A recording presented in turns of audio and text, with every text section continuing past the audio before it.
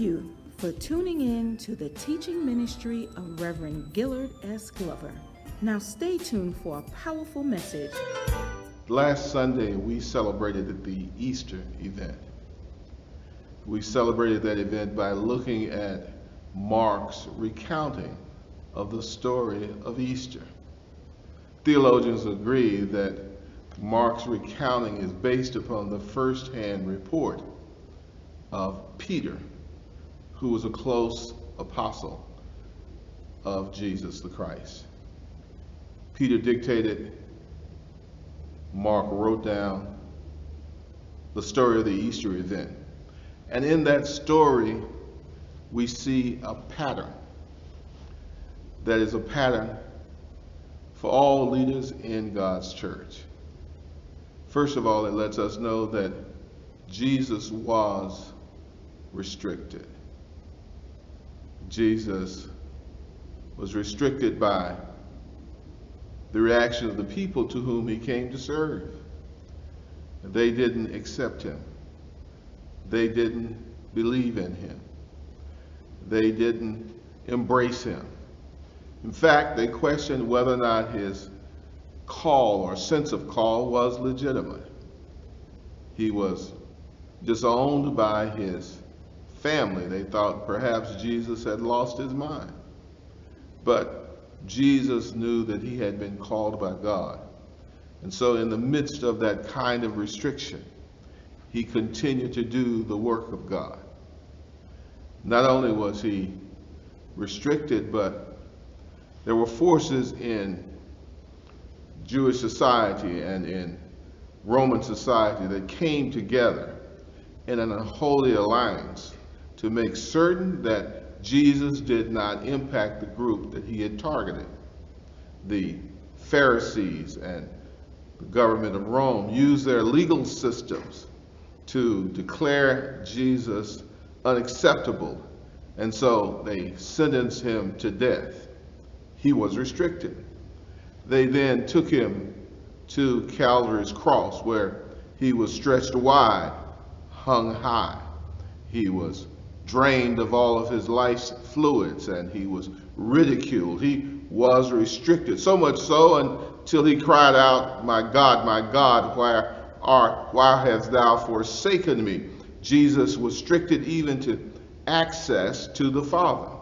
They took him down and they placed him in a tomb, and they sealed the tomb with a 2,000-pound stone, and he was there. He was restricted, unable to move, unable to release himself. But after his restriction, God came by and caused him to be released. That's the joy of the story, that you will be restricted, but you will also experience release. And Jesus was released from the prison he was placed in. Angel rolled the stone away, and Jesus was able to leave. And not only that, he was reunited with his disciples and those who followed him. He told a young man to tell the three women that he's going to Galilee, and he wants to meet his disciples and even Peter there. And so what we see in the story, this Easter event, is a pattern. It's a pattern that will be followed by all godly leaders in the church. It's a pattern of restriction. It's a pattern of release. It's a pattern of reunion. In the book of Acts, we are told about Herod Antipas, who had a curious affection for the Jewish community. He had been deployed there by Rome to make certain that Judah remained comfortable and quiet. And yet he really sought to engender the affection of the Jewish people. Herod was partly Jewish. He was not fully Jewish, but he had some Jewish blood on the basis of his grandmother. And he tried to maintain compliance with Jewish law. He tried to maintain compliance with the Jewish diet, and he tried to compliance with certain of the Jewish laws. And on one occasion, he had James, the disciple, killed on a sword.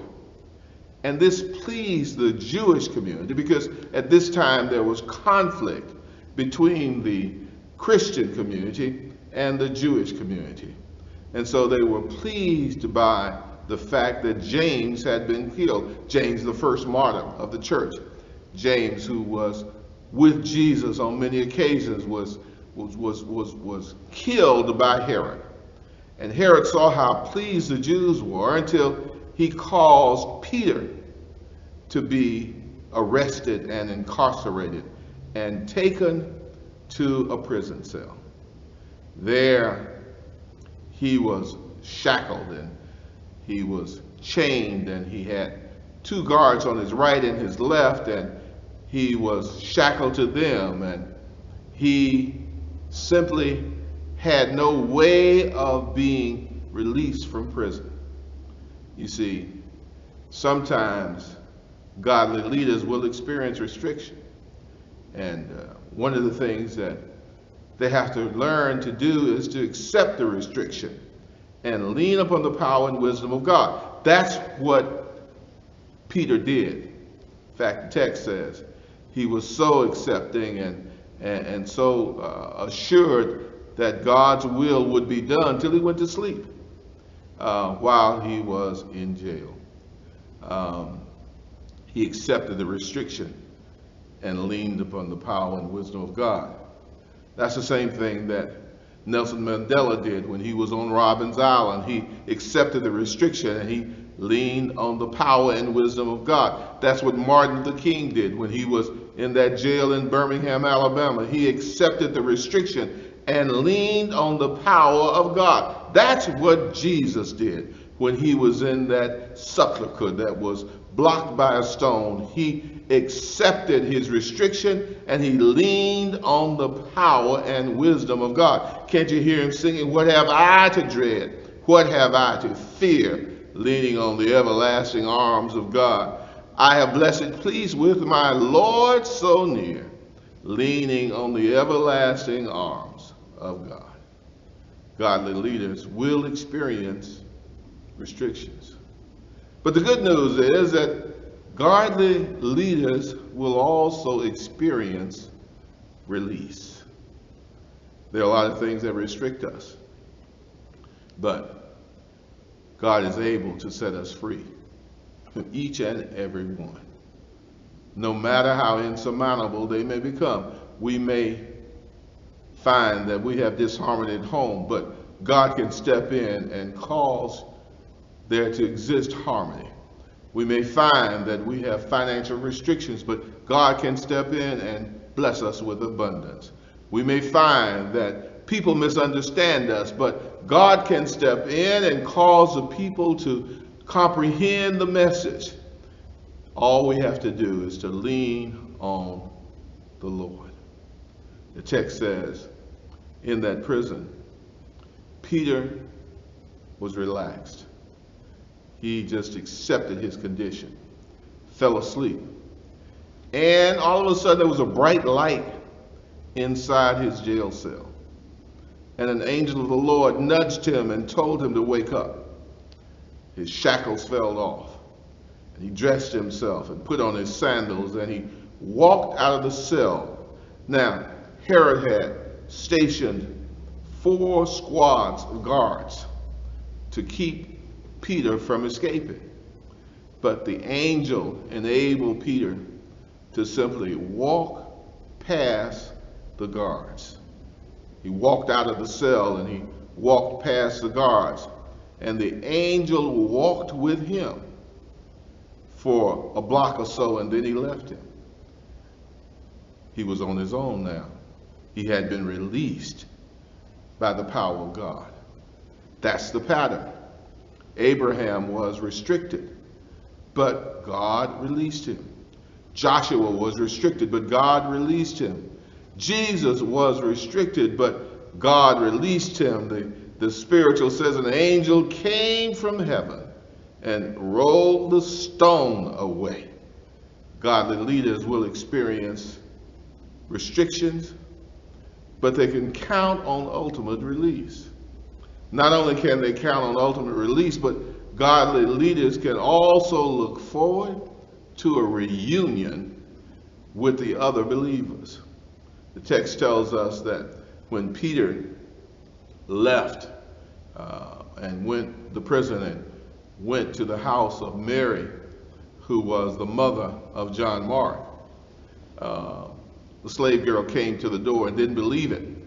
And she told the people about Peter's arrival, and no one believed it. But finally, when he walked in, there was great jubilation and great celebration among the believers who had been praying hard and fast that God would intervene and release Peter from his incarceration.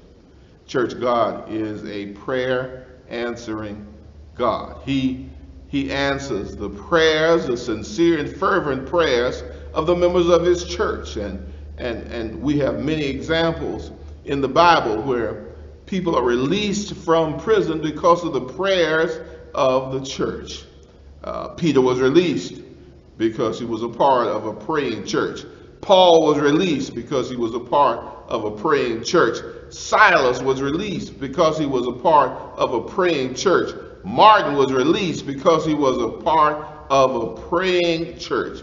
Jesus was released because he was a part of the praying church. In fact, the foundation of the praying church. I can see them all celebrating their release. I can see them all celebrating their reunion as they come together singing, "When we all get together, what a day of rejoicing there will be." When we all see Jesus, we may have been restricted and we may have experienced relief, and we certainly rejoice in the reunion, but we'll sing and shout the victory. Amen. Jesus, you're the center of our joy. All that's good and perfect, it comes from you. And you're the heart of my contentment. You're the hope for all I do. Jesus, you're the center of my joy.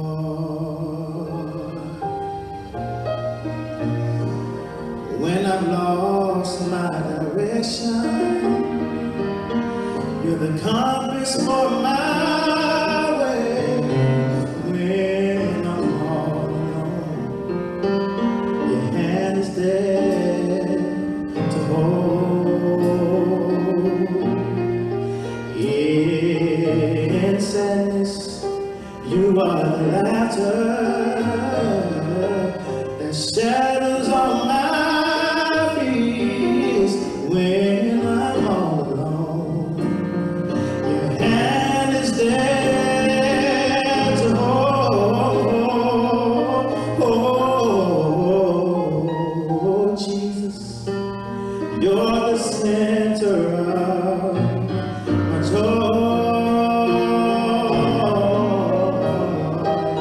And all that's good and perfect, it comes from you. And you're the heart of my contentment. You're the hope for all I do. Jesus, you're the center of my joy. And you are why I find pleasure in the simple things